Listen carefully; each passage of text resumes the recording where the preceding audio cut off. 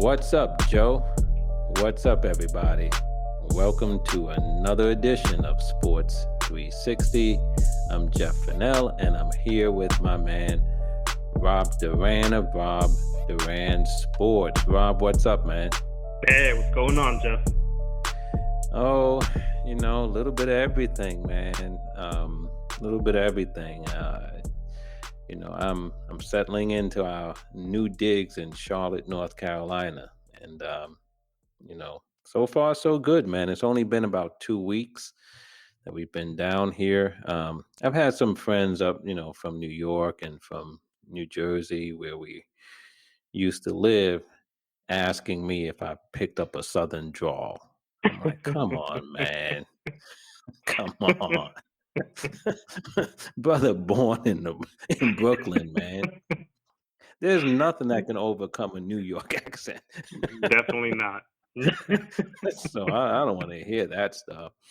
But wouldn't it be funny though, man, in about 3 or 4 weeks, man, all of a sudden I'm coming up here and I'm talking with a Southern accent. Oh, man. But I don't think that's going to happen. But settling in,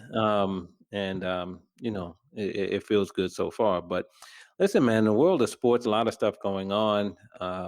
Today, I'd like to, spend some time talking about Javy Baez, the New York Mets, and the so-called thumbs down celebration. I think there's a lot to talk about there. Also want to talk about your New York Yankees. Just came off a 13-game winning streak and, lost the last 2 in Oakland, but you have to be happy. I would think you have to be happy with how your Yankees are playing. I'm happy, man. I'm very, very happy. Yeah. Very, very happy. You should be, because they're playing some good baseball, so we'll talk about that a little bit. But, Rob, I'd like to talk about something different to start out tonight, and that's about Sha'Carri Richardson, the American sprinter, 100 meters, 200 meters. Many people may know she missed out on the Tokyo Olympics because she tested positive for marijuana, and she admitted to smoking marijuana after a family tragedy. Owned up to it. A lot of people came to her support and her aid and spoke up for her in that regard. But she had her first race back, right? And to say it didn't go well, Rob, would be an understatement, right? Yeah.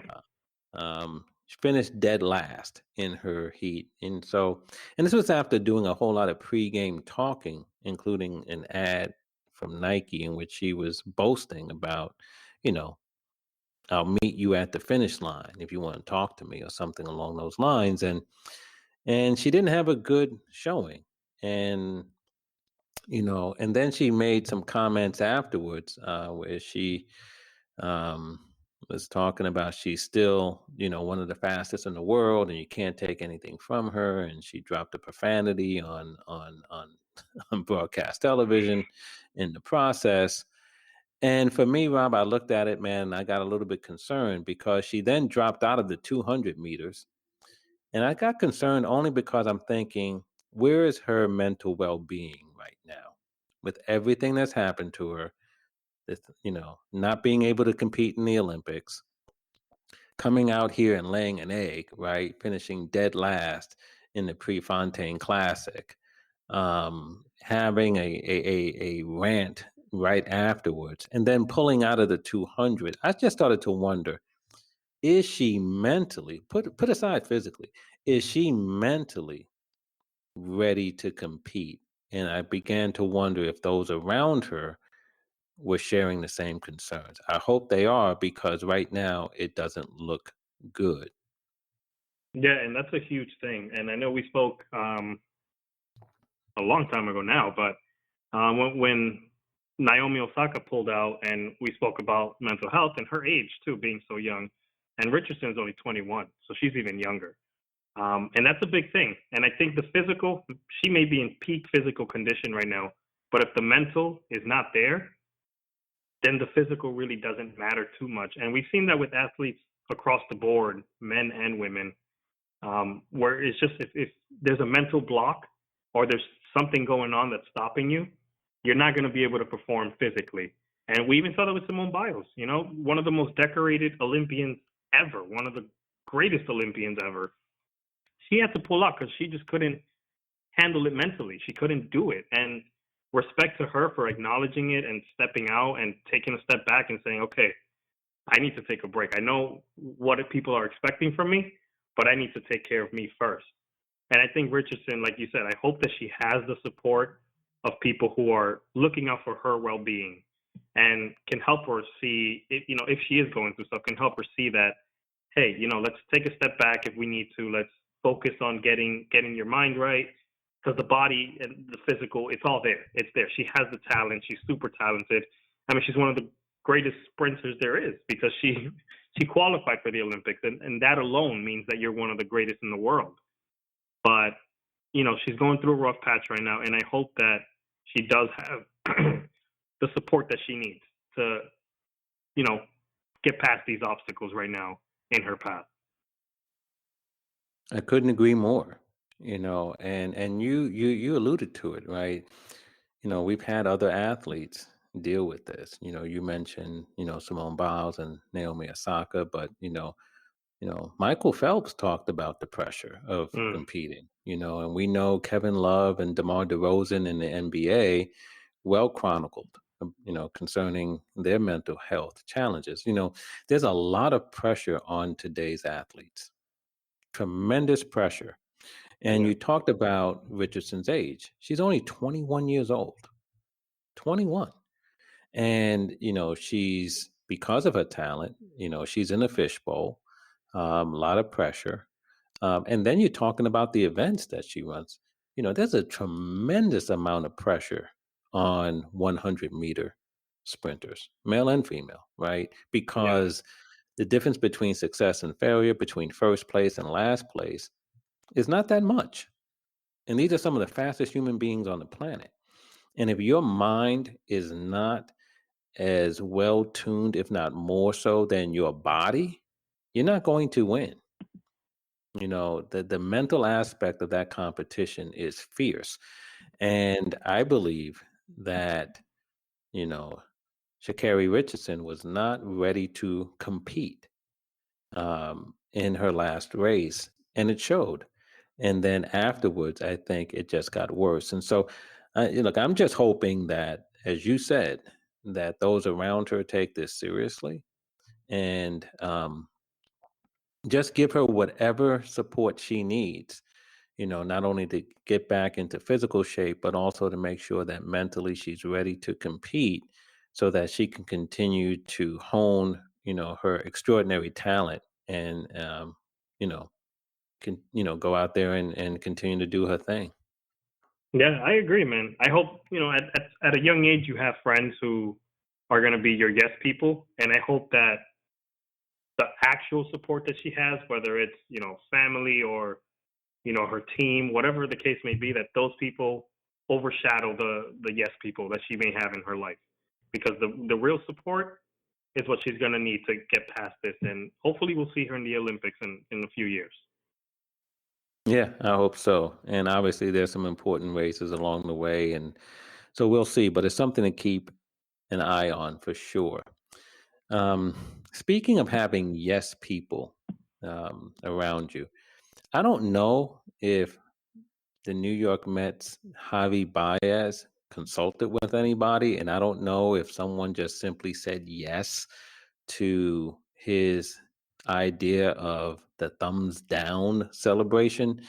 But if someone said yes, then he needs to reconsider them as advisors because this thumbs down celebration was not a good idea. For those who may not know, Javy Baez, acquired at the trade deadline by the New York Mets from the Chicago Cubs. He's come over. He hasn't played well. The Mets haven't played well. They were in first. Now they're in third and falling. But Javy Baez started a thumbs down celebration. And when asked about it, said essentially, the fans boo us. And if they're going to boo us when we're going bad, then when we have success, essentially we're going to boo them by putting our thumbs down. And he put his thumbs down after hitting a home run. Francisco Lindor put his thumbs down after getting an RBI double. Some other players put their thumbs down. Okay, a lot to talk about here. I want to get your thoughts, though, Rob, first of all, on this whole idea of the thumbs down celebration that the Mets employed this weekend. I kind of wish Javy Baez would have just lied. I kind of wish he would have just said something like, nah, it's just something we do, just making fun of each other, whatever, it's something we just do. Because I know a few years ago, the Yankees had a similar celebration, and it was in response to one fan, and I think it was a Mets fan, when they played the Subway Series, who gave them a thumbs down when the Yankees were scoring a bunch of runs or something like that. So as their rally cries, their joking, inside joke stuff, they started doing a thumbs down to each other, not to the fans, nothing like that. But yeah, man, this situation, it's worse than it is because he admitted to it and said, yeah, we're doing this in response to the fans. This thumbs down is for you guys who are booing us. And I think what Javy Baez forgot, maybe Lindor didn't tell him, and they're best friends, obviously. What maybe Javy Baez didn't know is that New York fans are reckless. They do not care how players feel. They don't care. They will boo you if you do not perform. They have booed Derek Jeter in the past, and Derek Jeter is an icon for life. I don't think Derek Jeter ever has to pay for a drink in New York if he wants one. And he's been booed in New York. I remember him going 0 for 32 at one point, and he was booed during that 0 for 32. So nobody's immune to the booing in New York City. And this isn't a good look, man. It's just not. And I'm sorry to say it, Jeff, but this is a very Mets situation. You don't have to apologize. I mean, it's one of those things that if you're honest as a Mets fan, you say, why us all the time, right? This is like, this has to be a New York Mets thing, you know? Um, it's almost hard to believe, that this would happen.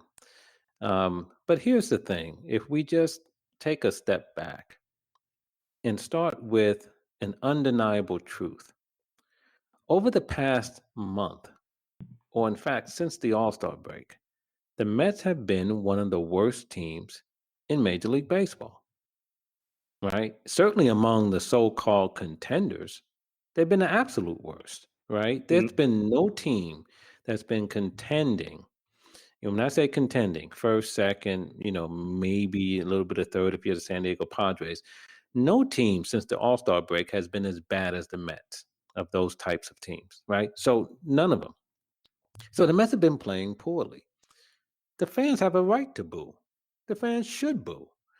Look, I've not watched the Mets since the first game after the All-Star break when they lost to the Pittsburgh Pirates 4-1. And it wasn't, so I didn't wait for a streak, right? It was, these guys aren't playing because they went into the All-Star break. They weren't really playing well. And then they came out. I said, you know what? They got to earn my time back. You know what? As a fan, I have a right to say that. Yeah. I'm turning you off. You talked about that when the Yankees not long ago, right? Yep. Fans have a right to say that. I'm turning the channel. I'm going to, use my money or my time in another way. And those who are still investing their time and their money by going to the ballpark to watch the Mets, if they don't like what they're seeing, they have every right to boo. That's what fans do. That's what fans do. And you know how you stop booing? You win. Yep. You play better. You don't come up with a counter offensive. You know what I'm saying? you don't treat the fans as if they're enemies. That's not what you do. And to me, that was the mistake here. This is a no-win situation for players. You can't treat fans as booing fans as if they're the enemy. I'm talking about your own home fans. You can't Yeah, treat them as if they're the enemy. You just can't do it, Rob. you can't. 100% agree. And like you said, man, they're gonna boo. It doesn't matter what sport it is, what city. You're gonna get boos from your own fans if you're not performing well. It's just gonna happen. So you either you deal with it, you let it be, you ignore it, and it's not like these fans are doing anything crazy like we saw in the NBA playoffs or anything like that. It's literally just booing. You know, they're not doing anything reckless or something like that. It's straight boos. You take it. You're not performing well, and Lindor was one who spoke about it before. He knows why he's getting booed. He's not performing. He was the biggest trade that the Mets have had in a very long time. Signed a big money deal, and he's not performing. So yeah, he's gonna get booed. That's just what it is. Giancarlo Stanton was getting booed 2 weeks ago. He went on a hot streak, and now we love him again. That's just that's just what it is, especially in New York. Yeah, and you said something important there, right? You said this is not fans doing, coming onto the field like the fans were doing in the NBA playoffs, right? Where we had this spate of fans coming onto the court. And that's a good distinction because when that was happening, you and I and a bunch of others took fans to task, right? Yeah, You can't do that. So this is not about fans can do anything they want. No, they can't. They can't come onto the field to play. They can't and shouldn't be allowed to hurl racial epithets at players, right? They shouldn't be throwing things at players, whether it's balls or batteries or any other, bottles of water or anything like that, right? So we're not saying fans can do anything, but what we're saying is if fans want to boo, they have every right to boo. let them And boo. if you're a player, a professional player, even if you're a college player, but if you're a professional player, especially, that comes with the territory. And to me, you know, you could put your thumbs down, but in my opinion, you might as well put your middle finger up because that's what you're saying. That's what you're Yeah, saying to fans. When you do yeah. something like that, you're telling them where to go. Can't do that. Can't do that. No, I think that's accurate. That's 100% accurate what you just said there. 100%. Now, the Mets issued a statement afterwards, and Rob, I just want to read this. Sandy Alderson issued a statement after Javy Baez explained what this thumbs down celebration was about. And this is the statement. It says, in a post-game press conference today, Javy Baez stated that his thumbs down gesture during the game was a message to fans who recently have booed him and other players for poor performance. These comments and any gestures by him or other players with a similar intent are totally unacceptable and will not be tolerated. Mets fans are understandably frustrated over the team's recent performance. The players and the organization are equally frustrated, but fans at Citi Field have every right to express their own disappointment. Booing is every fan's right. The Mets will not tolerate any player gesture that is unprofessional in its meaning or is directed in a negative way toward our fans. I will be meeting with our players and staff to convey this message directly. Mets fans are loyal, passionate, knowledgeable, and more than willing to express themselves. We love them for every one of these qualities. What are your thoughts on that statement? I think it was straight to the point. There wasn't much fluff in there. There wasn't really anything that I would point out and say, oh, maybe he shouldn't have said that. I think it's pretty straightforward. He said they're gonna meet with the players and stuff like that. Maybe you meet with the players before issuing a statement, but I think the timing of it kind of has to go out right away after the comments were made worldwide. Basically, as soon as he said them, they were out there. And just to point something out, Steve Cohen, the owner of the Mets, big Mets fan and all that stuff, he was one of the first Mets fans, to go out and say this team is not performing the way they should be performing. And he said it very publicly on social media. He just said, I'm disappointed in the way these guys are playing. They're not playing the way I expected them to play. So, I mean, and that comes from your owner who's a fan of the team. So I mean, I have no problem with the statement. I have a problem with the way Javy Baez is treating the fans. I get, like I said, I wish he would have just lied and this would have become a non-story. But we're here now. Now you have to deal with the consequences. At first for me, I was thinking, why did the Mets issue a statement? Why wasn't this just handled in-house? And I think, to go back to your point earlier where you said you wish he would have just lied. If he'd have just offered some other explanation, right?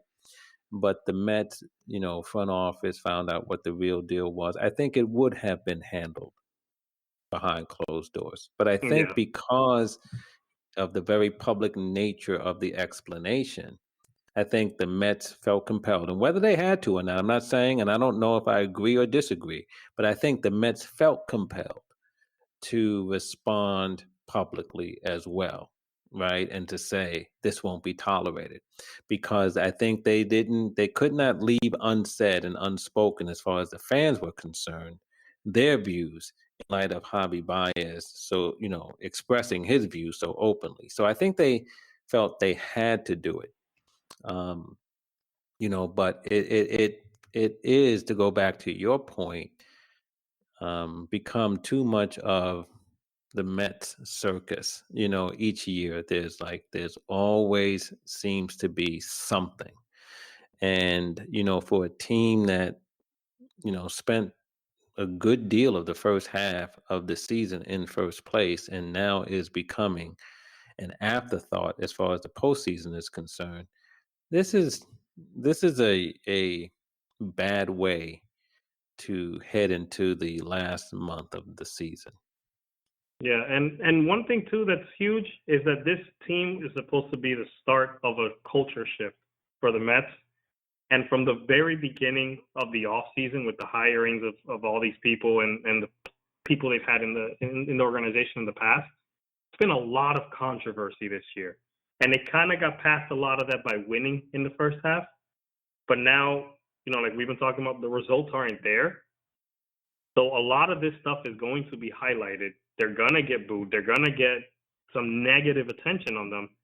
And the way the players handle it, especially in these last 30 or so games of the season, it's gonna ruffle some feathers in the offseason. So this is a team to look at in the offseason. See what I mean. I don't know if Javy Baez resigns there. I didn't think he would resign there to begin with. I thought he was a rental from the get. But we'll see the way, if there's anything going on organizationally in this offseason now, especially with the negativity from the second half on. Yeah. I guess the last thing I'll say is this, I can, while not agreeing with any player, um, you know, engaging in this, because again, I think it's a losing proposition. You can't take on your own home fans because they're booing you. But having said that, I do agree with Javy Baez when he talks about we're not machines, right? Yeah. And that the booing sometimes can just, create added pressure and all the rest of it. I'm not saying, I think he's right when he says that. And, as a human being, I think, you can get to a point where you say, I've had enough. And if you're going to treat me like that, I'll treat you like that, right? Who hasn't had those kinds of sentiments for one reason or another, with your neighbor, with your sister or brother, with your best friend, with your spouse, right? You know what I mean? Oh, you're going to do that to me? I'll do it to you too, right? We do that as human Yeah. beings. I get it. But again, when it comes to being a professional athlete, booing's part of the territory, man. And for the most part, athletes wear it, right? So we got to acknowledge that. Most athletes, 99.9% of the time, they simply wear it. You know what I mean? Because they understand that's part of the drill. Javy Baez should have wore it, in my opinion. You just I wear it, agree. man. Yeah, I agree. So anyway, and meanwhile in Metsville, they've won 2 games in a row. So there you have it. But who cares about that, right? After a month of losing, you finally win 2 games in a row, and no one's talking about that. Um, only the Mets. Um, Speaking about winning games in a row, your Yankees were on a nice little run there. A Friday the 13th, 13-game winning streak. You had to feel good, man, to see them, just steamrolling over folk for a while. And then they lost their last 2 against Oakland, but, they did take the first one and have been playing some really good baseball. Your take on the Yankees overall? Yeah, man. I think we're finally starting to see them turn the corner. And we talked about last week, the acquisitions they made with Gallo and Rizzo are huge. And, they've added pieces here to the bullpen, a bunch of guys that they're pulling a page out of the Rays book, getting guys that we don't know about and are doing great. Clay Holmes is one, Wandy Peralta, guys like that are just coming in and getting outs. And I think they've turned a corner. They're playing much better baseball. They're getting some guys healthy. Gleyber Torres is supposed to come back. Voit is obviously back. I'm happy, man. I'm happy. They lost 2 in a row to Oakland. I'm okay with that. They won 13 in a row. Kluber's coming back. I think he's pitching today. So we'll see what he can give, and hopefully he can stay healthy. Hopefully Severino comes back healthy. I'm excited for this team. 30 games left, 32 games left for this team. They're in good position in the wild card. I don't know if they'll catch the Rays. They're 6 back, and the Rays are playing some great baseball. But I'm happy with the way the team is performing. They're coming together, and I'm excited. I think they're a team that people are not going to want to see in the playoffs, especially that one wild card game, which I hope is against the Red Sox so we can really knock them out. But, oh, man, I'm going to a Red Sox-Yankees game at Fenway at the end of September. And I keep telling people that's going to be the last day the Red Sox are in playoff contention because the Yankees are going to knock them out. But if not, I hope we knock them out in the wild card. So we'll see. I'm happy, though, with the Yankees. Yeah, you have to be. I mean, again, for a good stretch of time, they weren't playing very good baseball. And speaking about getting booed, they were getting booed, right? You even mentioned Stanton was getting booed, Judge was getting booed, Aaron Boone, right? But it comes with the territory. Yeah. But now those boos are turned into cheers. Why? Not because you came up with some counteroffensive, but because you started to win. That's it. Win. Yeah. Play better.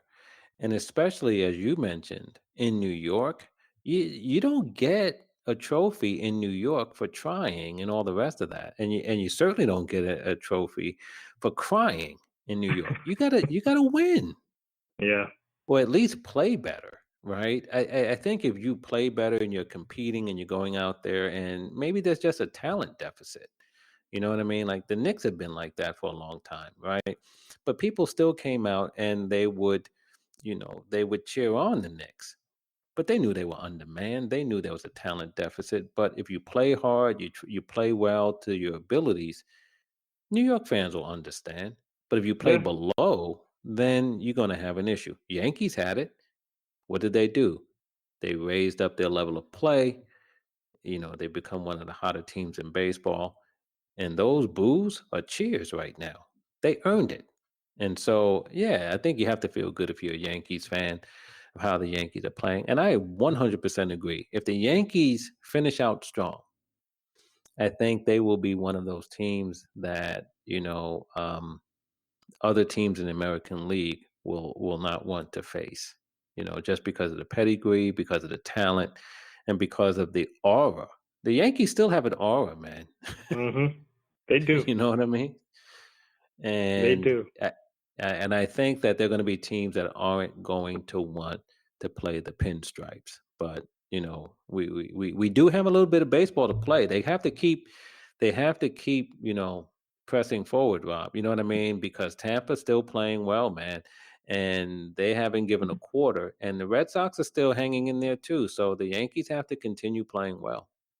Yeah, and they have the schedule on their side. I think the next 6 games are against teams that I wouldn't be surprised if they end up on another winning streak. They got the Angels, Baltimore, and then they face Toronto. That's tough. And then we got a Subway Series with you guys. So Yeah, and the Mets will be playing better by then. The bar's low, bro. They got to be playing better by then. So the only team that's really that I worry about, honestly, maybe Toronto, because they always play well against the Yankees, but they have a favorable schedule to end off the season. So I'm hoping they continue to play well, and I'm not expecting another 13-game winning streak. It'd be nice. Not expecting it, but I'm expecting some good stretches here to end off this year. Yeah. Well, we shall see. We shall see. Listen, real quickly before we jump on up out of here. NFL football. There was something over the weekend that caught my attention, and that was, first of all, the Baltimore Ravens. You know, they have a preseason winning streak. You talk about stuff that doesn't matter, right? They have a preseason winning streak, NFL record, 20 games. So this is obviously going back years and years, right? And I'm thinking to myself, what a meaningless statistic. Right. I mean, all kinds of meaningless statistics. An NFL pre-game winning streak of 20 games. But the more important story coming out of Baltimore, though, was that their starting running back, J.K. Dobbins, started in that game. And 9 plays into the game, went down with an injury that turns out to be a season-ending ACL injury. Now, most NFL teams don't play their starters at all the entire preseason, right? And here it is, the last game of the preseason. And I'm not saying they started him so that they can keep their winning streak. They didn't. But he started the game. And he's now lost for the season. And again, Ezekiel Elliott's not playing in the preseason for the Dallas Cowboys, right? You know what I'm saying? Like, Yeah, the guys ain't playing. And you know what I mean? That's not how it goes.